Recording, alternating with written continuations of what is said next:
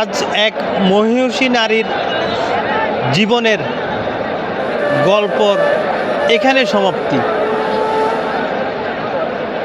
তিনি আপসীর নেত্রী হিসেবে খেতাবপ্রাপ্ত বাংলাদেশের প্রথম নারী প্রধানমন্ত্রী বেগম খালেদা জিয়া। 2025 সালের একেবারে শেষ দিন 31শে ডিসেম্বর সর্বকালের সেরা জানাজার সাক্ষী হলেন বাংলাদেশের মানুষ। প্রিয় নেত্রী বেগম খালেদা জিয়াকে বিদায় জানাতে জানাজা নামাজে শামিল হন লক্ষ লক্ষ মানুষ।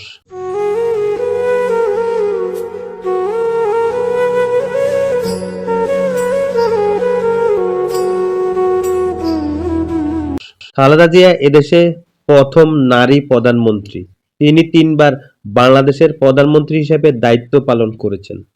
গৃহবধূ থেকে একেবারে রাজনৈতিক ময়দানে শীর্ষ নেতৃত্বে বেগম জিয়া ছিলেন বিপ্লবী একটি চরিত্রের নাম।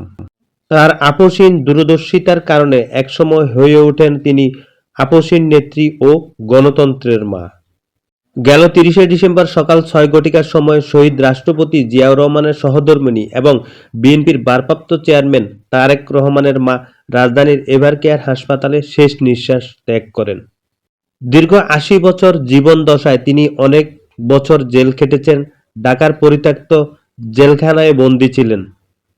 তার বর্ণাঢ্য জীবনে তিনি দেশ ও দেশের মানুষের জন্য লড়াই সংগ্রাম করে অনেক প্রতিকূলতার মধ্য দিয়ে দিন পার করেছেন। বেগম জিয়া একটি কথা বলতেন সব সময়, আমার বিদেশে কোনো কিছুই নেই, যা কিছু আছে আমার এদেশে, আমার আত্মীয়স্বজন এদেশের মানুষ।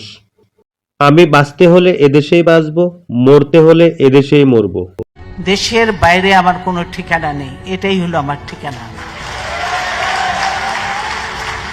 এই দেশ, এই দেশের মাটি, মানুষই আমার সবকিছু। ঠিক তাই হয়েছে।